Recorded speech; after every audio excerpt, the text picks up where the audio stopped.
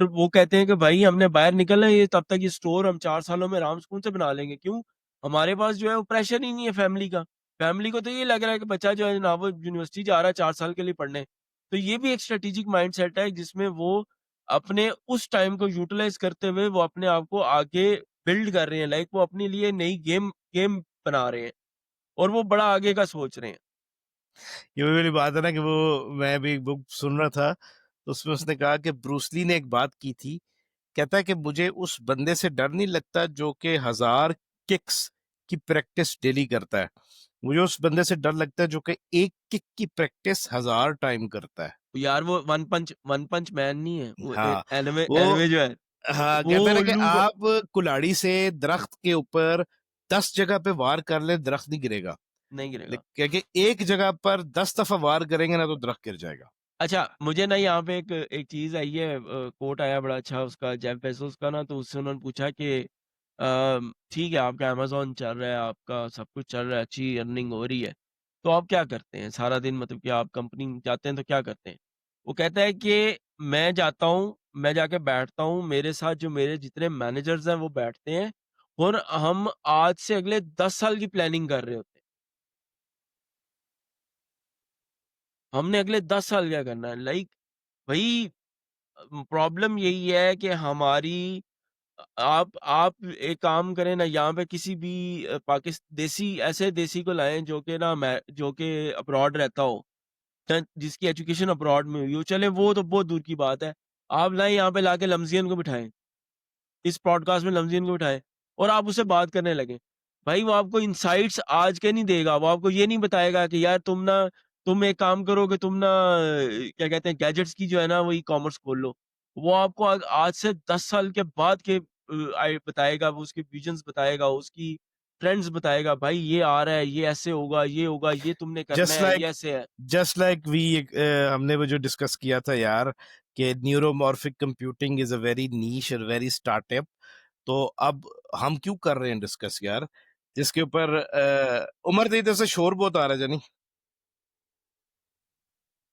तो ये क्यों हम कर रहे हैं, क्योंकि आप अगर जब ये इसका कोई ब्रेक थ्रू होगा तो एटलीस्ट आपको पहले से पता हो और उस वक्त आप इन्वेस्ट कर सकें, ताकि आप जो है ना उस वक्त किसी चीज को बेसिकली आप इसको, मतलब आप आपको जब इस चीज का पता होगा, इस नीश का, तो आप वहां पर उस वक्त ज्यादा पैसे कमा सकते हैं यार। यूएस के अंदर ना, जो लोग यूएस गए हुए हैं मेरे दोस्त, मुझे ना मेरे एक दोस्त ने, अब मैं अपनी प्रैक्टिकल एग्जांपल बताता हूँ। 2015 के अंदर ना मैंने अपना यूडेमी का पहला कोर्स बनाया था यार। 2015 में उसने मुझे, उस वक्त यूएस में था वो लड़का, अमेरिका में, उसने मुझे कहा था कि यार आप ना बिग डेटा के ऊपर कोर्सेज बनाएं। कहता है वहां पे लोग आके बिग डेटा की लेक्चर्स देते हैं और $500 पर आवर वो ट्रेनिंग के चार्ज करते हैं। कहता है अगर 2 घंटे की ट्रेनिंग है तो 2 घंटे के वो $1000 ऐसे ही लेके चले जाते हैं। ठीक अच्छा है। उस टाइम बूम तो था बिग डाटा का। उस टाइम वो इंट्रोड्यूस हो रहा था और पाकिस्तान में किसी को पता नहीं था। ठीक है। अब वो बंदा वहां पे बैठा हुआ, वो फॉरवर्ड थिंकर था, वो आगे की सोच रहा था। ठीक है। उसकी इस बात पे मैंने 3 साल के बाद जब अमल करना शुरू किया तो तब मुझे पता चला कि यार करियर के अंदर तो कैसे शिफ्ट बंदा ला सकता है। यार तो अच्छा ये वो आपको स्ट्रेटेजिक थिंकिंग थी जो कि वहां से बेसिकली आई थी। आपको मैं मजे की बात बताऊं, आज इस टॉपिक के बारे में ना रिसर्च करते हुए मेरे ज़हन में ना बड़े झमाके आए हैं, बड़े झमाके हैं। अच्छा मैं मेरे ज़हन में झमाके आए हैं, मैं ना कुछ इधर उधर ना पंगे शंगे ले रहा हूँ ई कॉमर्स वगैरह के, ठीक है? और मेरे ज़हन में ये आया है कि भाई तू जो ई कॉमर्स की रिसर्च कर रहा है वो तो तू आज की रिसर्च कर रहा है। तू तुझे तो चाहिए अगले 5 साल 5 साल के ट्रेंड्स निकाल के जो आगे होने वाला है उसकी रिसर्च कर। स्ट्रेटेजिकली ये देख कि मैं आज जो काम शुरू करूंगा उस क्योंकि आज जो वो वाला काम जो आज से 5 साल बाद चल रहा है ना उसमें इस टाइम पे कंपटीशन बहुत कम होगा। वो याद है ना अजहर लिबारा वाला, when you come to London मैनू दसी। ठीक है ना, गर्मी चढ़ी तो वो बंदा, he is brought up in London, brought up in UK. ठीक है। He as well as he is doing job and he is also running his own business. ठीक है। तो अब ये स्ट्रेटेजिक माइंडसेट जो है ना, ये उनकी बेसिकली एजुकेशन सेक्टर का, उसके एजुकेशन सिस्टम का एक पार्ट है। ठीक है। वो बंदा मतलब उसको पता है यार कि पैसिव इनकम्स के मल्टीपल स्ट्रीम्स को जनरेट करना is also a part of strategic mindset. Yes, ठीक है। आपको अपने मैट्रिक्स से इस मैट्रिक्स से निकलना इज़ द हाँ, हार्डेस्ट वे, और वो एग्जैक्टली, स्ट्रैटेजिक माइंडसेट के बगैर नहीं हो सकता। नहीं हो सकता। वो वाली कहानियां खत्म होगी कि यार हमारे जिस तरह मेरे ताया थे, 25 साल एटॉमिक एनर्जी की नौकरी की, यार तुम लोग गवर्नमेंट में नहीं गए, पेंशनेबल नौकरी होती, पेंशनेबल जॉब होती, ये होता वो होता। ठीक है, वो ये जो माइंडसेट था ना, ये ऑपरेशनल माइंडसेट था, गुलामाना सोच वाला माइंडसेट था। ठीक है, इफ यू गॉट इट। अच्छा, अब एक ना मैं सिर्फ एक थोड़ी सी यहाँ पे वो बात करूंगा कि थोड़ी सी शायद कंफ्यूजन हो, मकसूद भाई को भी होगी। लेकिन मकसूद भाई ने ना अपनी बात के अंदर, डिबेट के अंदर एक चीज का जिक्र किया, और वो बड़ा वो वैलिड पॉइंट था।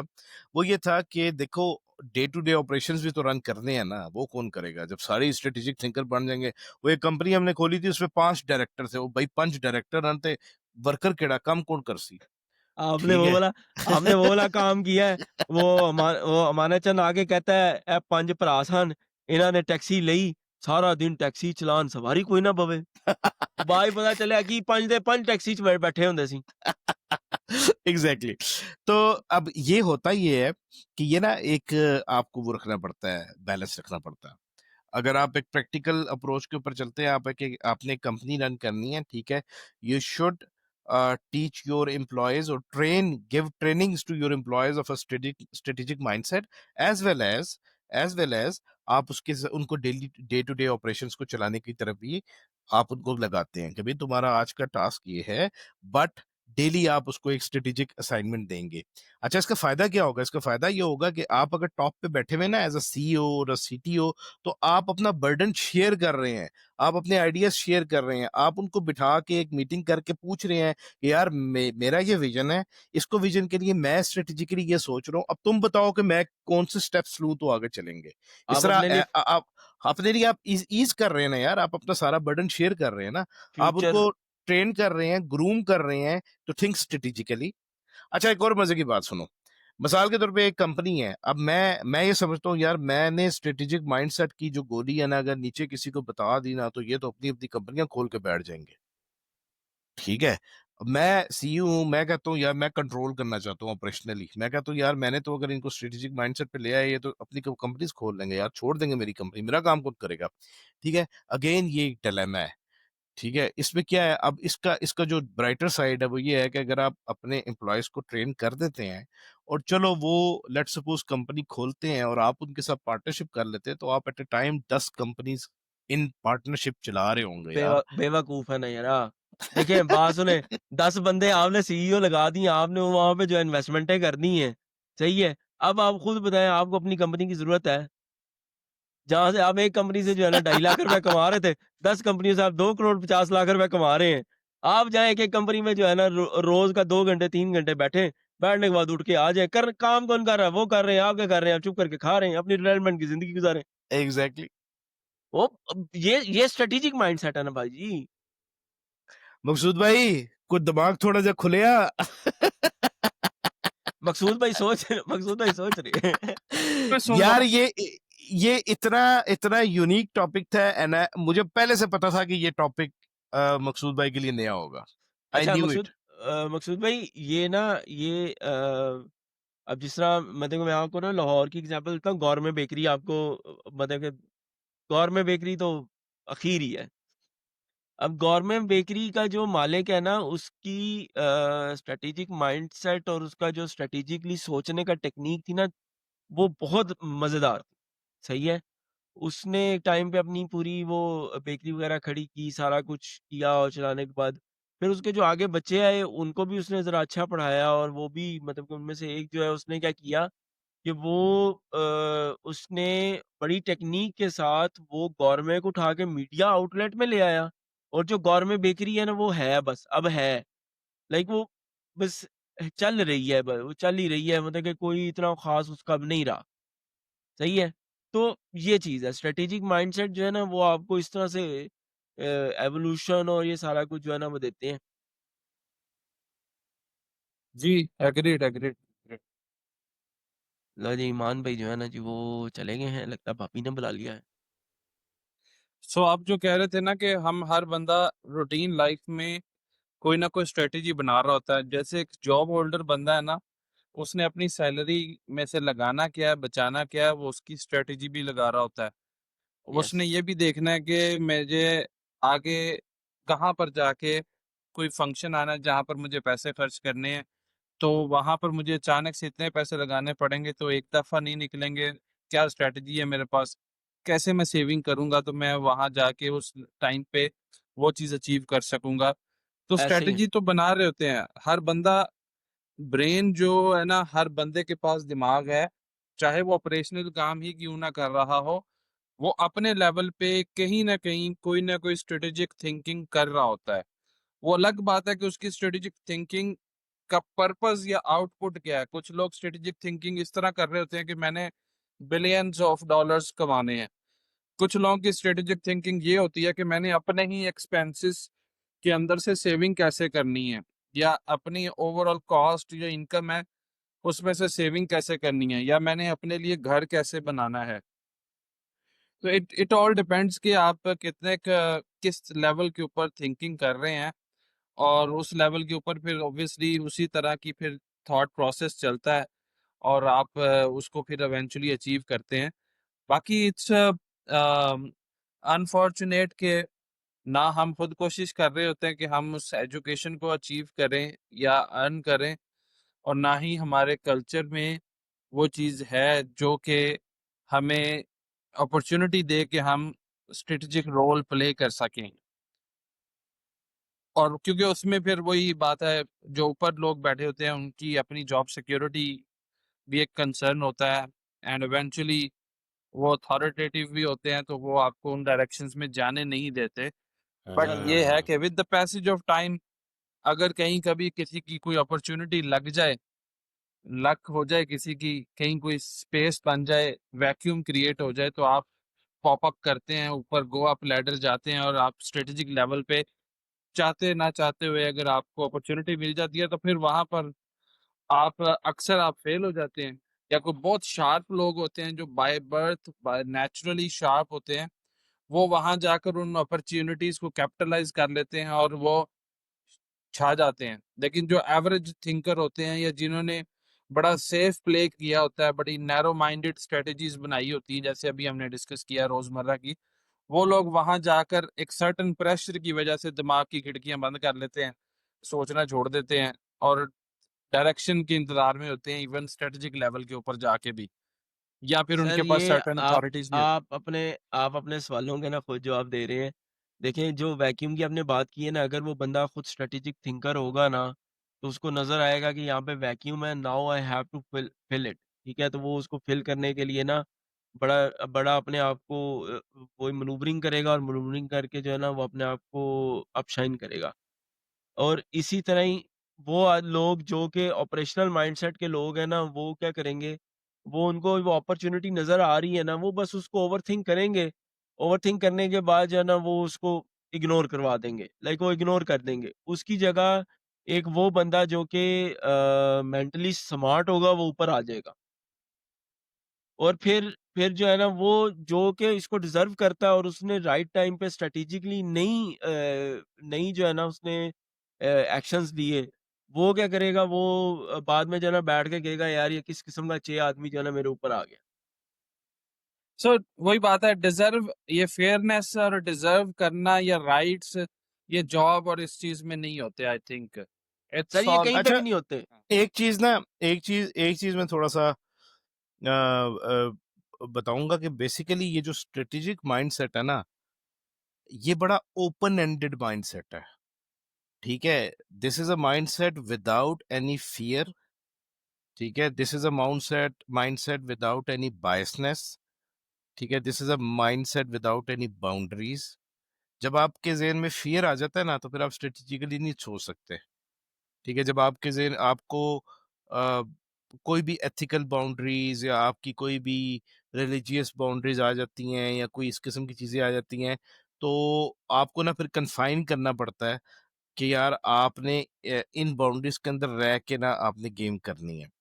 मतलब जस्ट लाइक इसी तरह ही है ना कि चेस के अंदर आप ऐसे पोजीशन पे पहुंच गए हैं कि आपके बादशाह को घेर लिया गया है सारी जगह से। ठीक है, अब आपके लिए सर्वाइवल की गेम है।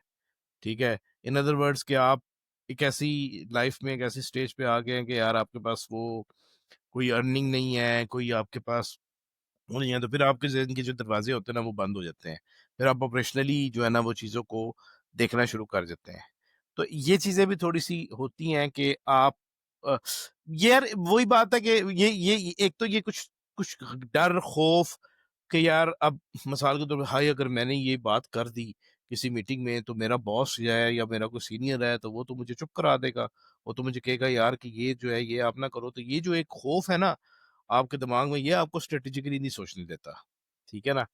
और वही वाली बात है कि जैसे मकसूद ने बात की कि आप कोई नया आइडिया, कोई नई इनोवेशन लेके अगर जाते भी अपने सीनियर के पास, तो उसके ज़हन में पहली बात ही ये है कि ओए ये तो नवा आइडिया लै, ये ते मेरी नौकरी खाण दे चक्कर विच है। या तो वो ये सोचेगा या फिर वो अगर कनिंग होगा, मुनाफिक होगा, हिपोक्रेट होगा, वो कहेगा हाँ, वेरी गुड आइडिया मकसूद, आओ इसको, और ऊपर जाके क्रेडिट खुद ले लेगा और आपको क्या मिलेगा? बाबा जी का ठेंगा। ठीक है? तो वो जो ये आप कहना सर सारी इधर चाहते मैं थे। ऐड करना चाहूंगा, ये दोनों चीजें मेरे साथ हो चुकी हैं तो आ, अच्छा, तो एक एक मूवी है searching for Bobby Bobby Fischer. Bobby Fischer जो है ना वो यूएसए का ना, like he is the legendary chess player. ठीक है, हाँ, masters, it is called like, वो मास्टर्स था। वो उसकी स्टोरी, उसकी जो जिंदगी है ना वैसे है, वो आया जीता फिर गायब हो गया, फिर आया जीता फिर गायब हो गया। और फिर उसकी उसकी ना आगे जो उसकी लेगेसी है ना, वो एक और प्लेयर है, Joshua Joshua Waits Joshua Waitzkin. Joshua Waitzkin जो है ना, उसके ऊपर ये बेसिकली मूवी जो है ना, ये उसकी लाइफ स्टोरी है कि हाउ ही, लाइक लोग उसको कहते थे कि ये दूसरा बॉबी फिशर है। सही है। जोशुआ जो है ना वो स्विमिंग भी करता है, वो बेसबॉल भी खेलता है, वो चेस भी खेलता है, और वो स्पीड चेस करता है। सही है। ओके। अच्छा, उसकी ना उसकी ये इसकी क्वालिटी थी कि उसने ना जो स्ट्रीट्स पे चेस खेली जाती है ना, उसने वो वाली चेस खेली हुई है। लाइक स्पीड चेस, ठक ठक ठक ठक ठक, आपको नहीं, मतलब कि आपने बस चलना है, और आपने इन इन मिसिसिपीज जो है ना, आपने डिसीजंस करने हैं, और आपने अपने मूव्स कैलकुलेट करने हैं। हाँ अच्छा, वो ब्लिट्स इस है, मूवी का उस चेस मोड को ब्लिट्स कहते हैं। हाँ, मुझे एग्जैक्ट इतना नहीं उसका आइडिया, ठीक है। मैं ज़रा चेस में इतना तेज़ नहीं हूँ। तो ख़ैर वो ना, उसका जो वो था ना, जो इसका क्लाइमैक्स है ना मूवी का, उसमें ना इसका ऑपोज़िट बैठा होता है, और वो भी मतलब कि ना, वो भी मोर और लेस कहते हैं कि वो ना इसकी जो जोशुआ है ना, उसके इंटेलेक्ट के मतलब कि इसके जो स्किल्स हैं ना, उसके बराबर आ गया था। अब ये ना उससे डरता था कि ये अब मैं, मतलब कि वो बड़ा एक्सपर्ट है सारा कुछ। तो ख़ैर वो इसकी स्ट्रगल है, कैसे इसने इसको ओवरकम किया और सारा कुछ। वो जो आखिरी मैच है ना, उस आखिरी मैच में एक टाइम पे आके जोशुआ ने ना पूरी स्ट्रैटेजिकली अपनी जो गेम है ना, वो ऐसी खेली थी कि वो अगले को लग रहा था कि मैं जीत गया हूँ। वही मान भाई वाला वाला काम, वो जो आप नहीं करते, हाथ किसी को फेरते हैं और जो है ना चपेट किसी और को मारते हैं। अच्छा, वो ना, उसने उसने क्या किया, उसने इसने यकीन दिला दिया उसका कि मैं हार गया हूँ। उसके बाद ना वो हाथ आगे करके कहता है कि, वो कहता है, हाँ, तुम विथड्रॉ कर रहे हो? कहता है, नहीं, मैं तुम्हें ये कहने लगा ड्रॉ कर लो।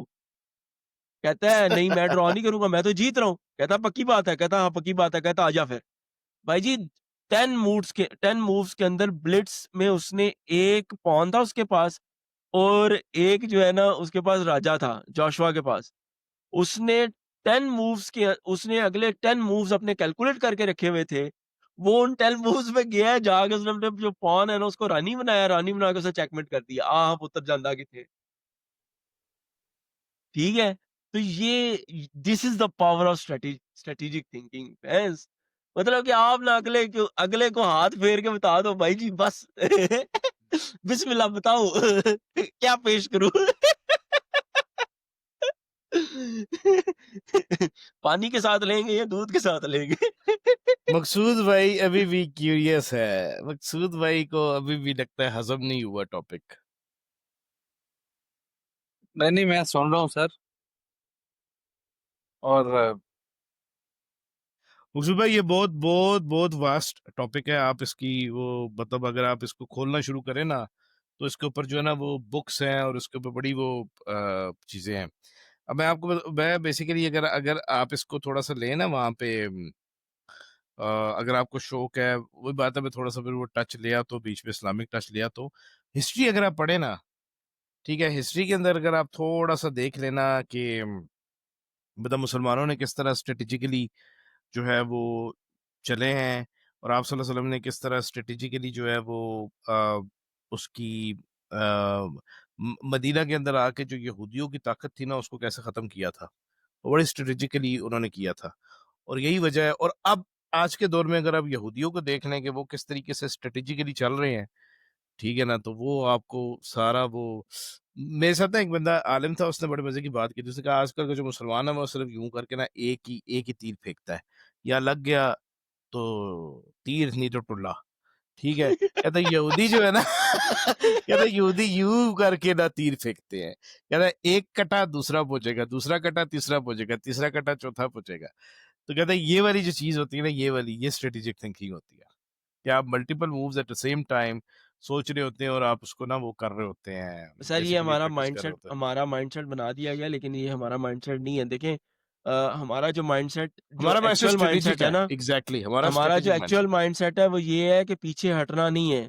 आपने हम्म पीछे सिर्फ स्ट्रेटेजी के तौर पे पीछे हटना है, और उसने मतलब वो जो कॉन्सेप्ट ऑफ रीआइट्रेशन है ना, हम्म गोल आपको पता है, आपने रीआइट्रेट करना है अपनी अप्रोच को। सही है? हम्म जो आपको अभी आप बात कर रहे थे ना गेमिंग की, गेमिंग में भी आपकी स्ट्रैटेजिकली आपकी जो माइंडसेट स्ट्रैटेजिकली जो आपकी थिंकिंग है ना, वो इसलिए शार्प होती है क्योंकि आप उनका गोल होता है कि मैंने इसको मारना है, ठीक है? हाँ अब वो मनहूस को मारने के जो तरीके हैं ना, वो सोचना असल काम होता है।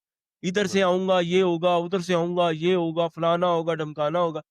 भाई कॉल ऑफ जो सॉरी कमांड एंड कंकर की जितनी भी सीरीज़ हैं, हम्म उनके चलने की वजह क्या है? उनकी चलने की वजह ये है कि स्ट्रेटेजी वो है। आपकी स्ट्रैटेजी भाई, वो एक बेचारा जो है ना, आपने हार्वेस्टर लगाया होता है, वो जा के जो है ना, वो जो मतलब काट सोना काट के इकट्ठा ला कर रहा रहा, होता है, हाँ काट-काट बिल्कुल। के ला रहा होता है। इधर आपने ज आपको समझ नहीं आती, मैंने यहाँ पे टैंक बनाने हैं कि मैंने वहाँ पे वो हम्म। पीसकीपर्स यहाँ निकालने पर हैं। मैं भी ऐड करना चाहूंगा कि मैं भी बहुत ज्यादा कंपेटिटिव गेमिंग करता हूँ। जब आपको कोई नया प्लेयर नजर आता है ना, तो आपको साफ पता लग रहा होता है कि यार इसको स्ट्रेटजीज का नहीं पता, इसको मूव सेट्स का नहीं पता, इसको पता नहीं है कि हम्म मूव कैसे करना है, किस लेवल पे जाके आपने कुछ चीजें ना, देखें, again I would say practice again and again. Strategic mindset में भी ऐसा नहीं है कि आप एक दिन उठोगे और उठ के कहोगे कि हाँ मुझे सब कुछ आता है। मतलब टाइम एक्सपीरियंस भी चाहिए होता है स्ट्रेटेजिक थिंकिंग में, rather देन। अ- अच्छा, मेरा ख्याल है जो है ना इसको अब कंक्लूजन की तरफ लेके हम्म। जाते हैं। वही बात है कि प्रो टिप जो है ना वो अब प्रो टिप का टाइम हुआ चाहता है। मकसूद भाई, आप अगर ये सोच रहे हैं कि यार मतलब स्ट्रेटेजिकली कैसे सोचें, कैसे अगले की चालों को समझें, कैसे देखें, क्या करें कैसे ना करें, तो देखें वही बात होती है कि हर चीज के लिए ना आपके पास होनी चाहिए इंफॉर्मेशन, ठीक है। जितनी ज्यादा आपके पास डेटा होगा, जितनी ज्यादा इंफॉर्मेशन होगी, उतना आप डिसीजन मेकिंग आपकी स्ट्रांग होगी, इन्फॉर्म्ड डिसीजन होंगे, decision based on fact data evidence होंगे, ठीक है। ये सारी चीजें जो है ना आपका, तो पहला जो स्टेप होता है स्ट्रेटेजिकली वो यही होता है कि आपको कलेक्ट, ठीक है, as much information as you can, number one. अब दूसरी बात क्या है, जो कि अभी मैं आपको जो जो बात मैं बताने जा रहा हूँ वो ये है कि चूंकि अब एआई सारी जगह पे छाई हुई है, आपके बहुत सारे मॉडल्स हैं।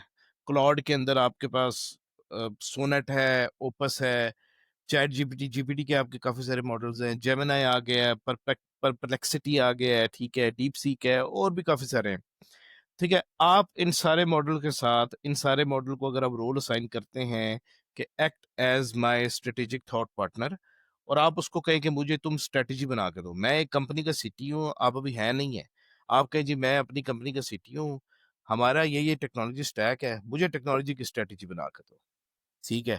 या मुझे ऐसी स्ट्रेटेजी बना के दो कि मैं आज से अपने आप को, अपना करियर पाथ मेरा ये है, मेरा ये स्किल सेट है, मेरा ये एक्सपीरियंस है, तुम मुझे स्ट्रेटेजी बना के दो, स्टेप्स बना के दो कि मैं 1 साल के बाद अपने आप को सीटीओ के रोल पे देखना चाह रहा हूँ। वो आपको सारी चीजें जो है ना वो बताएगा। तो अब स्ट्रेटेजिक माइंडसेट को लाना या उस तरह से सोचना मुश्किल नहीं है, ठीक है, क्योंकि आपके पास बड़ा ही पावरफुल जो है वो थॉट पार्टनर है, जिसको आप यूज कर सकते हैं, जिसके साथ जो है ना आप मल्टीपल स्ट्रेटजीज बनवा सकते हैं। इसका मतलब ये हुआ कि इस वक्त अगर आप किसी सीटीओ के रोल को या आप अपने सीएफओ के या सीआईओ के रोल को परसू कर रहे हैं, तो आपके लिए आपका एक पूरा पाथ जो है वो आपको ले डाउन करके देगा, ठीक है, वो आपको बना देगा। सो वही बात है, ये आखिरी बात सबसे पहले चाहिए होती है कि आप अचीव क्या करना चाहते हैं। वो जो आप अचीव करना चाहते हैं वो ऑब्जेक्टिव आपको समझ आता है, तो फिर आप स्ट्रेटजी उसके अगेंस्ट बनाते हैं ना।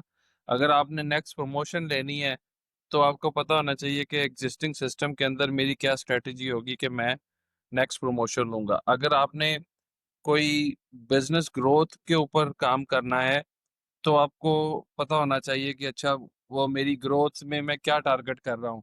कस्टमर इंक्रीज करने टारगेट कर रहा हूँ, रेवेन्यू इंक्रीज करना टारगेट कर रहा हूँ, या मैं ऑपरेशनली अपना फुटप्रिंट एक्सपैंड करने की को टारगेट कर रहा हूँ।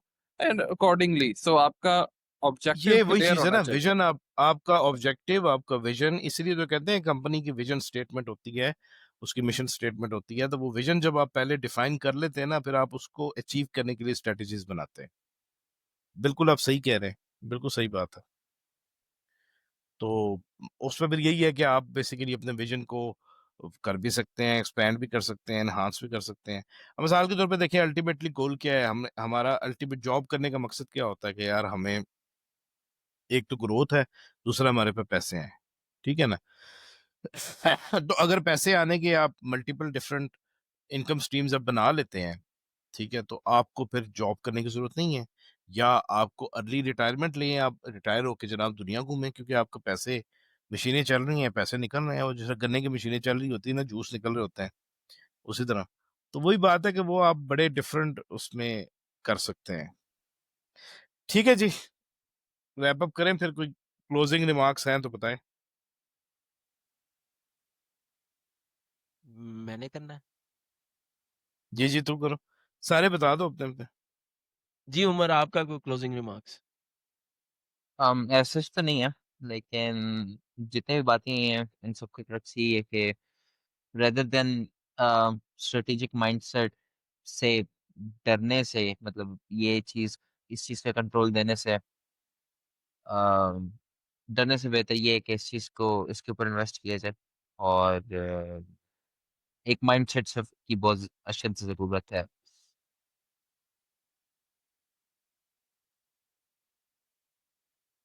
जी ईमान भाई, आपके क्लोजिंग रिमार्क्स? मैं खाली हो गया हूँ। जी मेरे मकसूद ख्याल भाई, में आपके as an closing human remarks? हमारी जो लाइफ है ना, it's a full of this adventure के हम लाइफ के हर एंगल में ना स्ट्रेटेजिकली कुछ ना कुछ कर रहे होते हैं। ओनली थिंग इज के जो अली अरशद ने बात की थी ना कुछ टाइम पहले, वो बड़ी अच्छी थी कि हम डे टू डे की स्ट्रेटजी में बस फंसे होते हैं। तो उससे उससे निकलना है तो एक थॉट प्रोसेस अपने अंदर इनिशिएट करने की जरूरत है कि हमारी वो जो स्ट्रेटेजिक स्किल है जिसकी वजह से हमने अपनी लाइफ का सर्वाइवल मेंटेन किया हुआ है, वो स्ट्रेटेजिक स्किल हम किसी और ऑब्जेक्टिव के लिए यूज करें। जैसे ईमान कह रहे थे कि हम क्या करेंगे, वो अचीव क्या करना है, ऑब्जेक्टिव क्या है, उसको डिफाइन करते रहना चाहिए। नए से नए ऑब्जेक्टिव्स डिफाइन होते रहेंगे तो नई से नई स्ट्रेटजी भी बनेगी, और वो इवेंचुअली आपकी सर्वाइवल में भी हेल्प करेगी, ग्रोथ में भी आपको हेल्प करेगी। And eventually you will be you know some time a person जो कि फिर एक ऐसे लेवल पे पहुंच चुका होगा जहां पर वो बहुत सारी चीजें अचीव कर चुका होगा, फिर उसे किसी चीज की फर्दर जरूरत नहीं होगी, डिपेंडेंसी नहीं होगी उसके एंड पे। और वो कंसल्टेंट्स भी यही कर रहे होते हैं जनरली। कंसल्टेंट भी इतना एक्सपोजर ले चुके होते हैं, इतने एक्सपीरियंसेस कर चुके होते हैं कि कंपनी उन्हें हायर करती है और कहती है हमें ये मसला आ रहा है। वो कहते हैं फाइन, 1 घंटा लूंगा, 1 घंटे के अंदर मैं $500 लूंगा। मैं आपको आपकी प्रॉब्लम का सोल्यूशन नहीं बताऊंगा, मैं बताऊंगा प्रॉब्लम एग्जैक्टली है कहाँ पर। सोल्यूशन के अलग से चार्जेस होंगे क्योंकि उन्होंने वो एक्सपीरियंस और किया फिर होता है वो औ प्रॉब्लम। और फिर वो सीबीटीएल और फिर वो सीबीटीएल में 1000 रुपए की कॉफी रख के जो है ना, मेरे जैसे बंदे को सहारे होते हैं कि उल्लू के पठो तुम जाके सुबह 9 बजे के ऊपर पड़े हुए 6 बजे आ रहे हो, ये देखो 1 घंटा काम करके मैं आज अगले 15 दिन की जो है ना पैसे कमा के मैं गया। बिल्कुल ऐसे ही है, बिल्कुल ओए, ऐसे ही है। ओए, ओए। तो बस मेरा ख्याल में यही एक क्लोजिंग रिमार्क्स थे। अ, मेरे जो लाइक मैं इस चीज़ को इस तरह से क्लोज़ करूँगा कि बिज़ी रहने और गेम चेंज करने में ना सिर्फ़ माइंडसेट का फ़र्क है।